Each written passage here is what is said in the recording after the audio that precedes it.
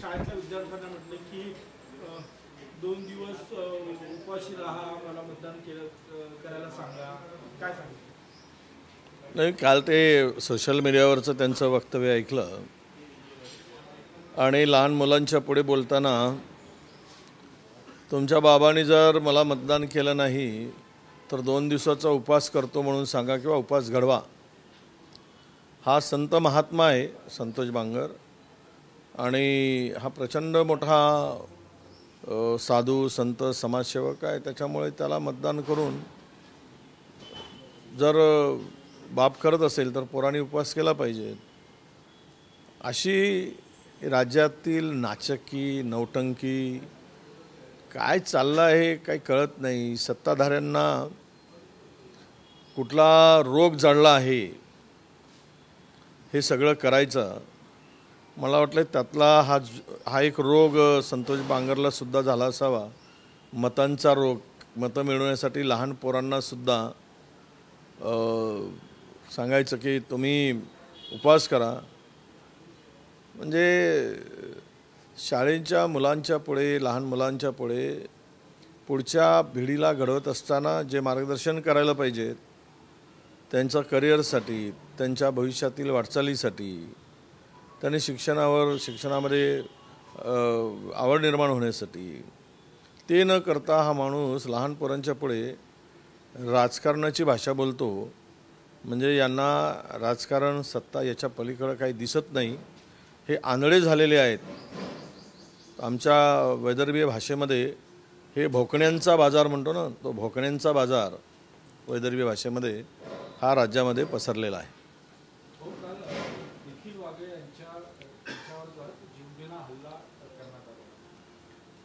कालची घटना, परवाची घटना महाराष्ट्रामध्ये आता कोणालाही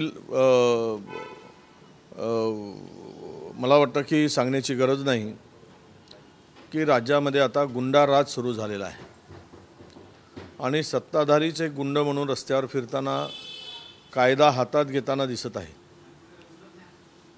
म्हणजे या अलीकडच्या झालेल्या घटनांमधून खरं तर निखिल वागळेंनी जे काही वक्तव्य केलं असेल, सर्वोच्च नेत्याच्या संदर्भात म्हणाले किंवा पंतप्रधानांच्या संदर्भात, याचं मी समर्थन करत नाही. परंतु कायदा हातात घेऊन कोणाचा जीव घेण्याचा अधिकार तुम्हाला कोणी दिला? व्यक्ती स्वातंत्र्य आहे या देशामध्ये, बोलण्याचं स्वातंत्र्य आहे, लिहिण्याचं स्वातंत्र्य आहे. तुम्ही त्याच पद्धतीने उत्तर द्या. तुम्ही सभा घेऊन निखिल वागळेंच्या प्रश्नाचं भाषणाचं मुद्दे खोडून काढा, परंतु तुम्ही त्यांचा आवाजच दाबाल आणि त्यांना संपवण्याचा प्रयत्न कराल तर हा पुरोगामी महाराष्ट्र अशा प्रवृत्तीला येणाऱ्या काळात ठेचल्याशिवाय राहणार नाही, हा मला पूर्ण विश्वास आहे.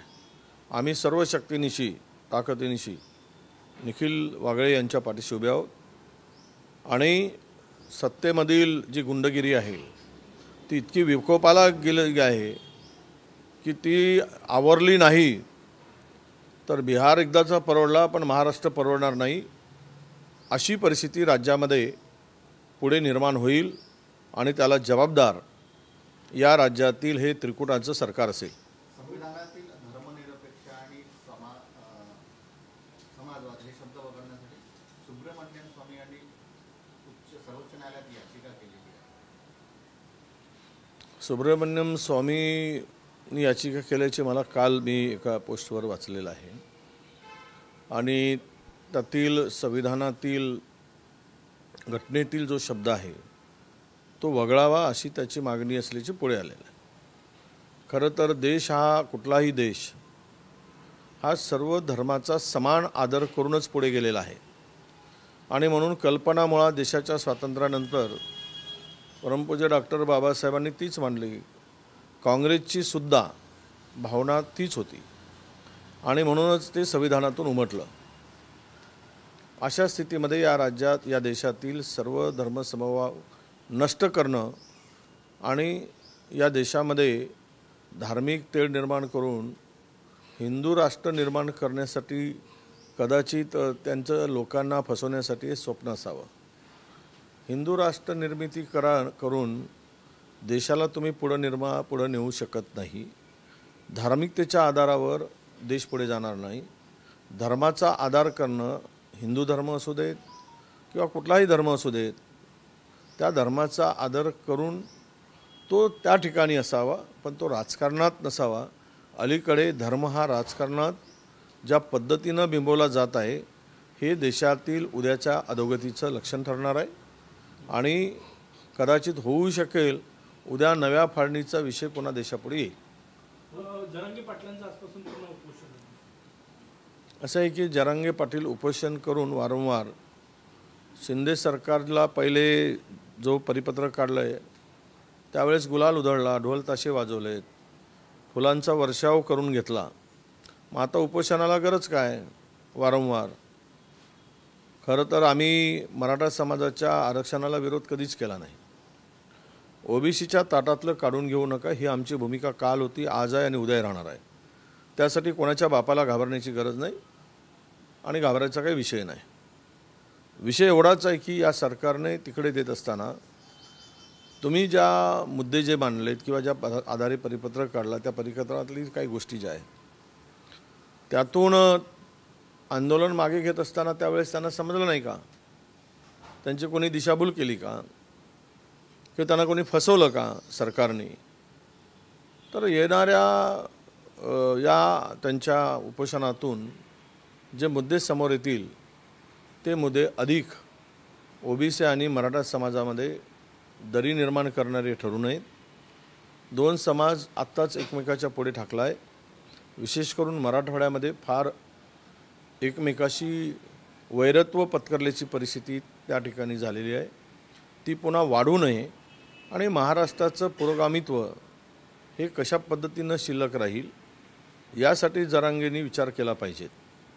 पण जरांगेंनी आपल्या समाजासाठी इतर समाजाचं वाटोळं करण्यासाठी जर उपोषण असेल तर ते सरकारने त्यांना आवरावं, थांबवावं आणि त्यांना देण्यासाठी कोणाचीही हरकत नाही. परंतु माझा थेट इशारा आहे शिंदे सरकारला, आता खूप झालं, बस झालं. एखाद्याला खुश करताना दुसऱ्याला दुखवणं करू नका आणि ओबीसी समाजाचं काढू नका आणि मराठा समाजाला टिकेल असं वेगळाच वर्ग निर्माण करून आरक्षण द्या. ते आरक्षण देण्यासाठी आम्ही पूर्ण सहकार्य करू.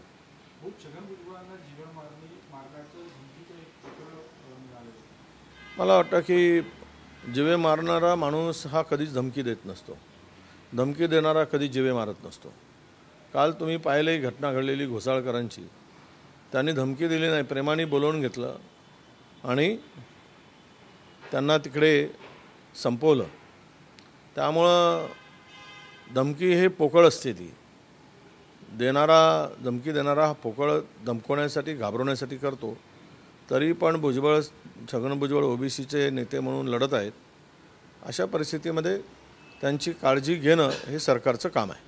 रश्मी शुक्ला पोलीस महासंचालक यांनी म्हटलेलं आहे की आता पोलिसांची भीती नागरिकांच्या मनात राहिली नाही. पोलीस महासंचालकांनी स्वतः आता हे राहिलीच नाही मुळात.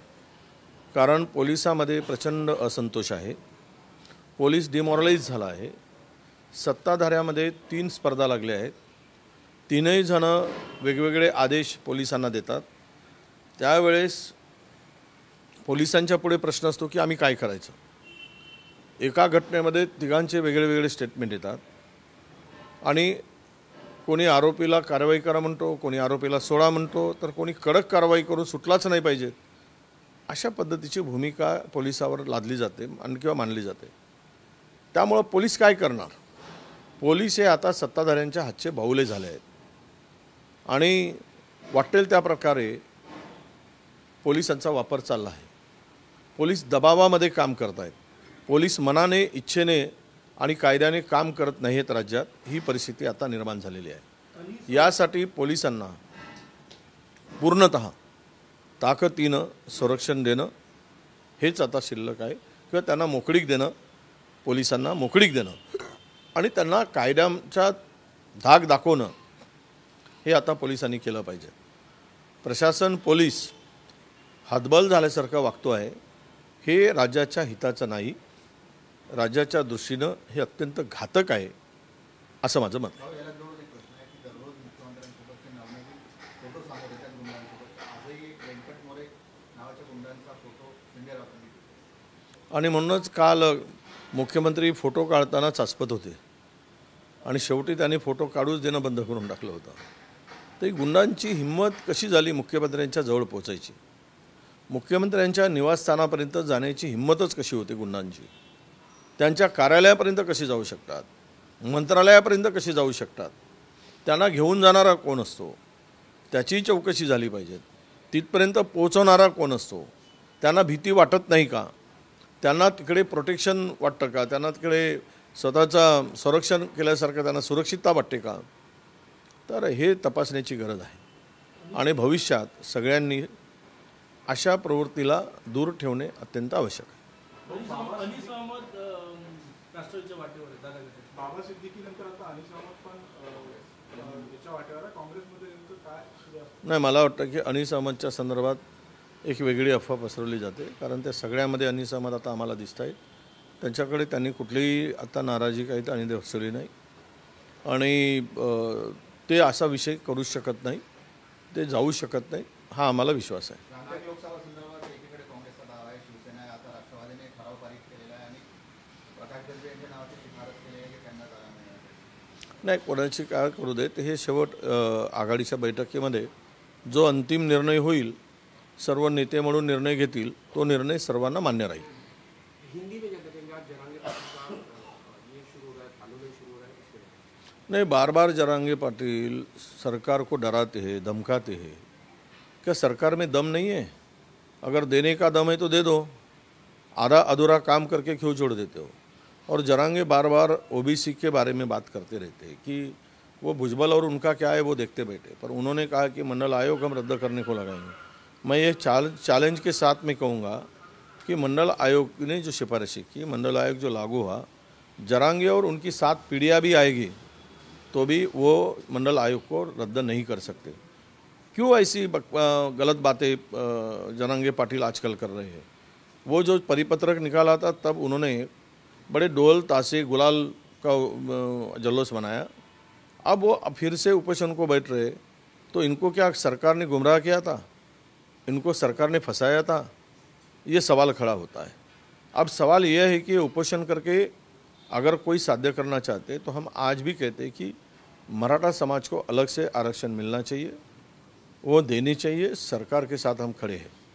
और रहा दूसरा सवाल कि अगर उपोषण करके सरकार पे दबाव डालकर सरकार झुकती है तो इस राज्य का ओबीसी इस सरकार को माफ़ नहीं करेगा. सबको न्याय मिले, सबका हक साबुत रहे, ये भूमिका सरकार की होनी चाहिए और हम लोग भी यही प्रयास कर रहे और हमारा भी काम यही है.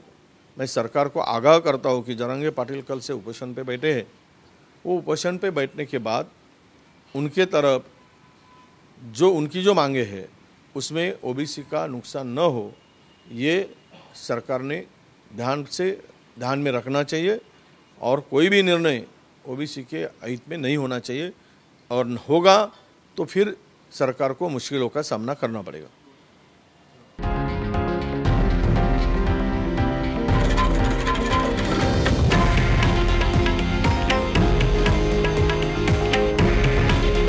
हे आहे देशातील नंबर 1 न्यूज नेटवर्क आणि आपण पाहत आहात TV9 मराठी.